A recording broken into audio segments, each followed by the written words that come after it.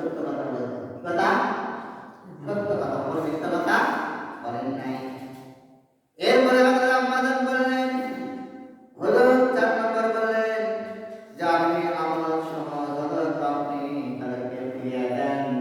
নবী করিম সাল্লাল্লাহু আলাইহি ওয়াসাল্লাম সেই সময়ের মানুষেরা ইহুদি নাসারা মুশরিকরা তাদের ধন সম্পদ নবী করিম সাল্লাল্লাহু আলাইহি ওয়াসাল্লামের কাছে রেখে দিতেন।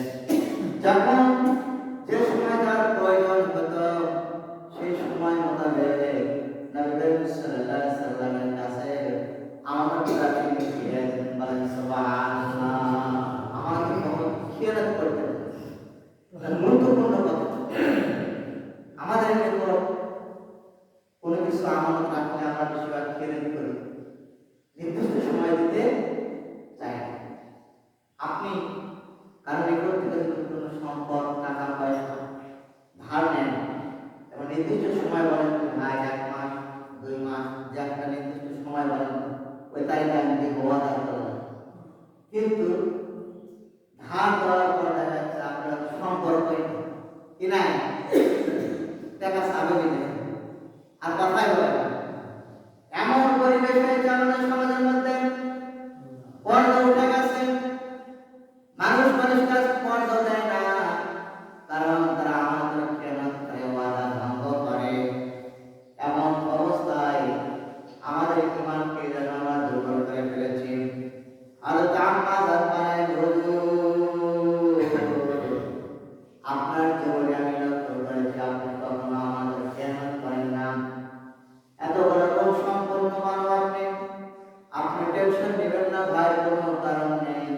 আল্লাহর পক্ষ থেকে আপনার উপর সবসময় সাহায্য আসবে। বলেন সুবহানাল্লাহ। এরপরে আম্মাজান বললেন, হুজুর আপনি নিজে উপার্জন করে সবসময় দরিদ্র অসহায়দের আপনি সবসময় দান খয়রাত করেন। বলেন সুবহানাল্লাহ। নিজে যা উপার্জন করছেন সেটা থেকে একটা পার্সেন্ট আপনি গরিবদের কি করতেন, দান করে দেন। কিন্তু এই দান এটা আমাদের সমাজ থেকে আস্তে আস্তে উঠে যাচ্ছে। আমরা মানুষকে ভালোবাসি না, আমাদের সম্পদ থেকে যে গরিবের একটা হক রয়েছে, অধিকার রয়েছে, এই অধিকারকে আমরা সবসময় গরিবদের কি করছি, বঞ্চিত করছি। যাকাত তো দেই নাই, দানও করি নাই, মনে করতে আমার সম্পদ থেকে সম্পদ কমে যাবে, এই জন্য আমরা দান খরচ করি নাই। নবী করিম সাল্লাল্লাহু আলাইহি ওয়াসাল্লাম তার একটা স্বভাব ছিল, তার নিকট কোনো ব্যক্তি যদি চাইতেন কখনোই তিনি না বলতেন না। বলেন সুবহানাল্লাহ। কখনোই তিনি না বলতেন না, যতটুকু সম্ভব। একবার নবী করিম সাল্লাল্লাহু আলাইহি ওয়াসাল্লামের নিকট ভিক্ষুক এসে বললেন, হুজুর আমার গায়ে কাপড় নেই। কি নাই? কাপড় নাই হুজুর, আমাকে একটা কাপড় দান করুন। নবী করিম সাল্লাল্লাহু আলাইহি ওয়াসাল্লামের দেহ মোবারকের যে জুব্বাটা ছিল সঙ্গে সঙ্গে খুশিয়ে দিলেন, ওই ব্যক্তিকে দান করে দিলেন। বলেন সুবহানাল্লাহ। তিনি কখনো না বলতে শিখেন নাই। হযরত আয়েশা বলেন, হুজুর আপনি সবসময় নিজের উপার্জন থেকে আপনি সবসময় গরিবদের ভিক্ষুকদের কাছে দান করতেন। আমার দৃঢ় বিশ্বাস আল্লাহ রাব্বুল আলামিন আপনাদের সবসময় সহযোগিতা করবেন। 7 নম্বর বলেন, হুজুর আপনার নিকট যখন অতিথি আসতেন আপনি অতিথিকে আপ্যায়ন করতেন। বলেন সুবহানাল্লাহ। অতিথি বাড়িতে মেহমান আসলে আপনারা খুশি হবেন না বেদা? খুশি হইতে হবে। আল্লাহর পক্ষ থেকে রহমত, কার পক্ষ থেকে? আল্লাহর পক্ষ থেকে রহমত। এদের দুঃখের বিষয় হলো সত্য, আপনি হয়তো দূরে রয়েছেন, আপনার বাসায় যদি আপনার দাদা কুল থেকে কোন আত্মীয় স্বজন আসে তখন বউটা বেদা, বউ কি হয়? বেদার হয়। আর শ্বশুর কুল থেকে যখন আত্মীয় স্বজন চলে আসে তখন বিরাট একটা লিস্ট দেওয়া বলে, সঙ্গে সঙ্গে বাজার করে নিয়ে আসো। কি বলে? ঘটে কিনা? ঘটে। কিন্তু যদি বাবার বলতে গেলে অর্থাৎ স্বামীর হুজুর বাসায় যায়, ওই বাজার আছে, জিজ্ঞেস করে বাজার আছে তো, হ্যাঁ যা আছে চলবে, যা আছে চলবে, কোনো টেনশন নাই। আর যদি বইয়ের থেকে বংশ থেকে কেউ আসে, শ্বশুর শাশুড়ি তার ভাই বোন আত্মীয় স্বজন কেউ আসলে বিরাট একটা লিখ ধরে বলে সঙ্গে সঙ্গে বাজারে চলে যাও, ফ্রিজ খালি আসছে, তার নিয়ে এসো। এই অপশনটা আমাদেরকে ছাড়তে হবে। নবী করিম সাল্লাল্লাহু আলাইহি সাল্লাম যখন মেহমান আসতেন সঙ্গে সঙ্গে খুশি হতেন, আর এটা আল্লাহ তাআলার পক্ষ থেকে একটা কি রহমত আর বরকত। এরপরে নবী করিম সাল্লাল্লাহু আলাইহি সাল্লামের আটটা বিষয়টা মা উম্মে আমিরুল মুমিনিন হযরত মা খাদিজা রাদিয়াল্লাহু তাআলা বললেন, হুজুর আপনি ভালো কাজে সব সময় সাহায্য সহযোগিতা করেন, বলেন সুবহানাল্লাহ। কারণ আমার দৃঢ় বিশ্বাস যে আল্লাহর পক্ষ থেকে যে বিষয়টা আমি লক্ষ্য করছি, এটা আপনি কখনো টেনশন নেবেন না। সঙ্গে সঙ্গে হযরতে খাদিজা রাদিয়াল্লাহু তাআলা আনহা হুজুরকে সঙ্গে করে নিয়ে তার সমস্ত ভাইয়ের কাছে ওয়ারাকা বিন মাওফিলের নিকট চলে গেলেন। তার নিকট চলে গেলেন, তিনি একজন পাদ্রী ছিলেন, সেই যুগের শ্রেষ্ঠ পণ্ডিত, ইহুদিদের মধ্যে শ্রেষ্ঠ পণ্ডিত ছিল।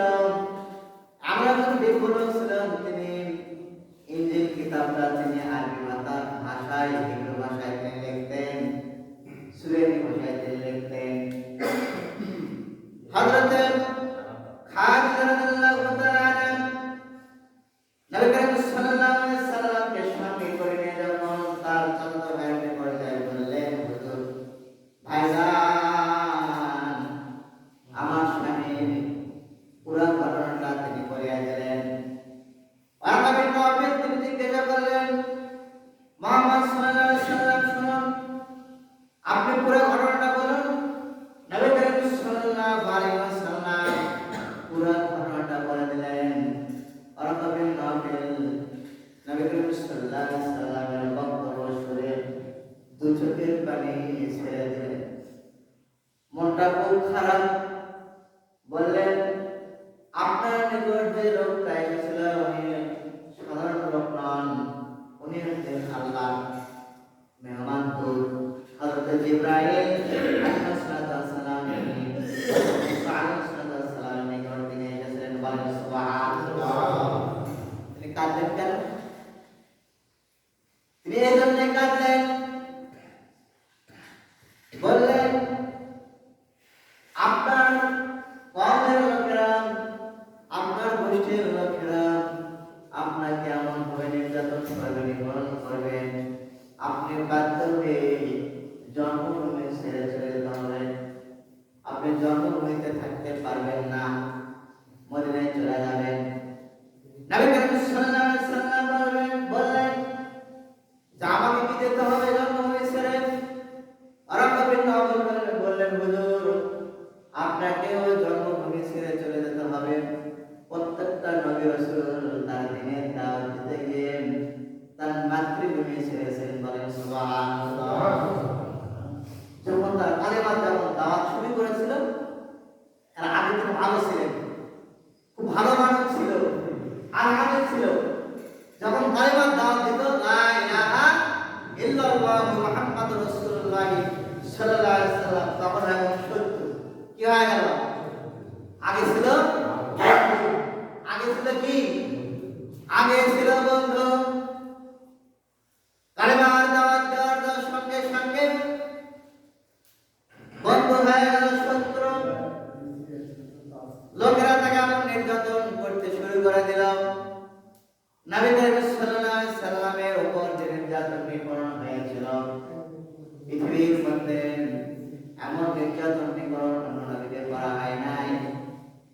পৃথিবীর ইতিহাসে কলঙ্কিত ইতিহাস, যে ইতিহাস পড়লে নবী করিম সাল্লাল্লাহু আলাইহি সাল্লামের জীবনের লক্ষ্য করলে বোঝা যায় নিজের কওমের লোকেরা এত নির্যাতন নিপীড়ন করল, যার কারণে নবী করিম সাল্লাল্লাহু আলাইহি সাল্লাম আল্লাহর হুকুমে মক্কা থেকে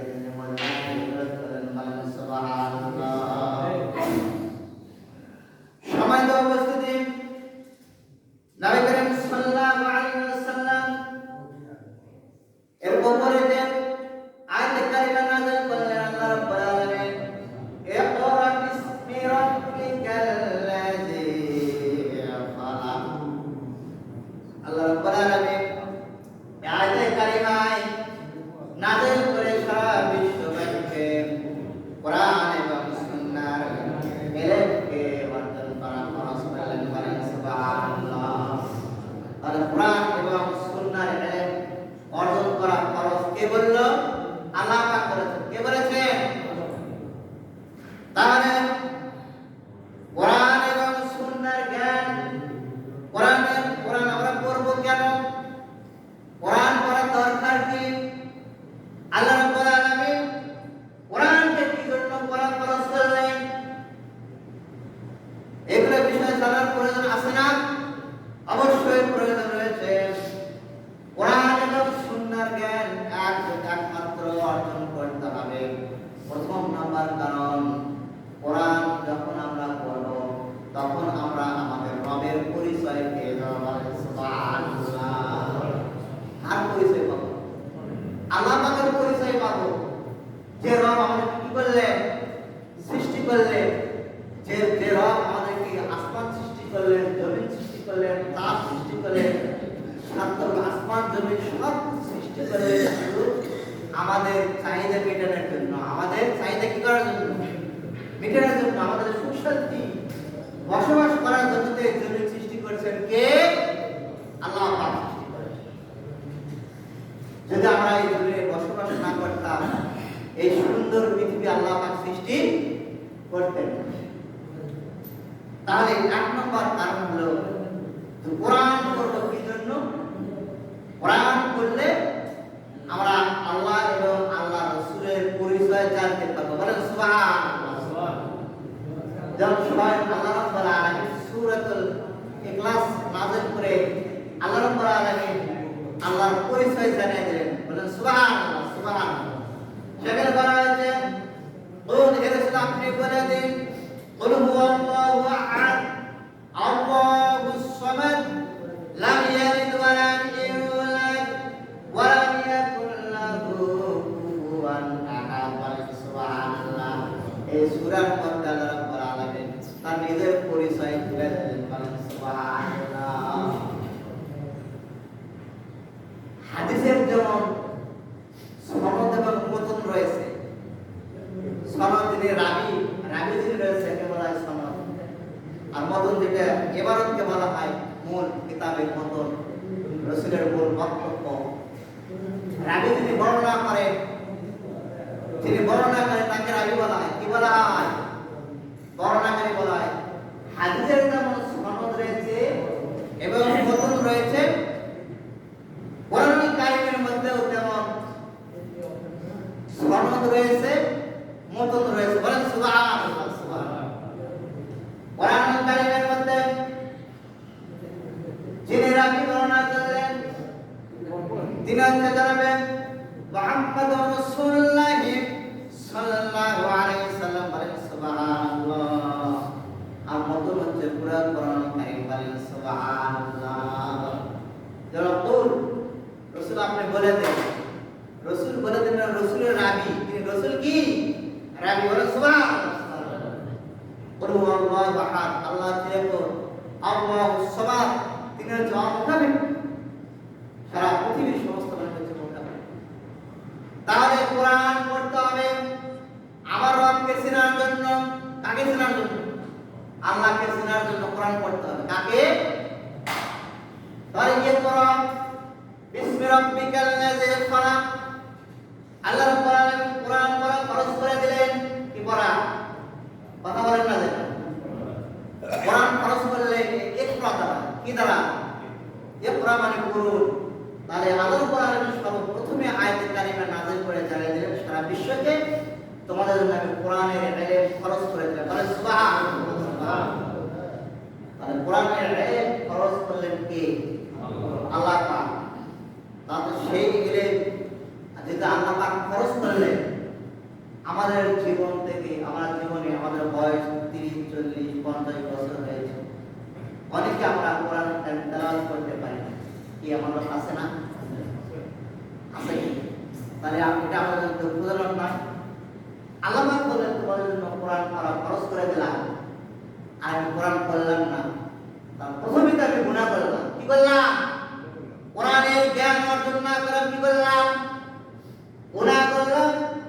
আল্লাহ যে জিনিস সর্বপ্রথমে ফরজ করলেন সেই বিষয়টা আপনি কোনো গুরুত্ব দিলেন না, তাহলে সর্বপ্রথম আপনি অপরাধ করলেন। কি করলেন? অপরাধ করলেন। এই জন্য কোরআন যেহেতু আমরা শিখতে পারি নাই, তাহলে যেখানে কোরআনের দাস হয়, বক্তব্য হয়, সেই জায়গায় আমরা বেশি বেশি যাবো বলেন ইনশাআল্লাহ। তাহলে কোরআনের কিছু মাসলা মাসাইল শিখতে পারবো। যেটা আমাদের বয়স ওইরকম নেই যে আমরা শিক্ষা প্রতিষ্ঠানে ভর্তি হয়ে কোরআনের ইলম শিখবো। কি বল পারবো? পারবো না। তারা যেখানে কোরআনের দাস হয়, আলোচনা হয়, প্রত্যেকটা জুমায় বিভিন্ন অনুষ্ঠানে, সেই জায়গায় আমরা যাবো কি শেখার জন্য? কোরআন শেখার জন্য। মানে সুবহানাল্লাহ। তাহলে কিন্তু আজকে দেখা যায় যে যে জায়গায় কোরআনের অনুষ্ঠান হয়, আলোচনা হয়, সেই জায়গায় মাঠ ফাঁকা। আর যে জায়গায় গান বাজনা হয়, সেই জায়গায় কি হয়? একবারে পুরোপুরি সেখানে আটের লোকসান। আমরা সবাই তাহলে এত অসহজ দিতে থাকে, তো ওই জায়গায় মানুষ ভিড় জমায় বেশি। আল্লাহ রাব্বুল আলামিন তার প্রথম নাম্বার কারণ কোরআন শিখবো আমরা কি জন্য? এক নম্বর কারণ হলো যারা বাবাকে সৃষ্টি করলেন, যারা বাবাকে সৃষ্টি করলেন, যারা বাবাকে রেজেক দিলেন, সারা পৃথিবী আমাকে উপহার দিলেন, সুন্দর পৃথিবীটা উপহার দিলেন। আমরা একটা সুন্দর পৃথিবী উপহার দেওয়ার কারণ হলো কি? আল্লাহ রাব্বুল আলামিন কোরআন ফরজ করলেন ইলম অন্বেষণ করার জন্য। এই ইলম অর্জন করে আল্লাহর জমিনে আল্লাহর দ্বীনকে, আল্লাহর জমিনে আল্লাহর আইনকে চালু করা আল্লাহ তাআলা ফরজ করে দিলেন। বলেন সুবহানাল্লাহ। প্রথম ফরজ করলেন ইলম অর্জন। কি অর্জন? কোরআনের ইলম অর্জন। দ্বিতীয় ফরজ এই জমিনটা কার?